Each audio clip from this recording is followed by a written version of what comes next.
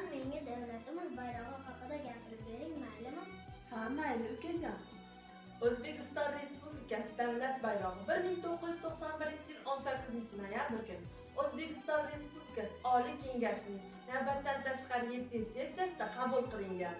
Davlat bayrog'i mamlakat davlat suverenitetining ramzlaridan biridir. O'zbekiston Respublikasi davlat bayrog'i uzunligi 250 cm ga teng, kengligi esa 125 cm ga teng. Davlatimiz bayrog'idagi moviy rang, oq rang, yashil ranglar kengliklari 40 cm ga teng. Qizil hoshiyalar esa 2,5 cm ga teng. Navqiron yangi oy qo'lga kiritilgan mustaqilligimiz ramzidir. 12 ta yulduz esa o'zbek xalq madaniyatining qadimiyligini bildiradi.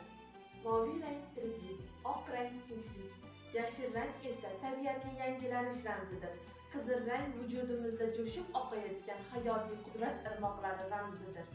Mamlakatimiz bayrog'i xalqimizning g'ururi, iftixori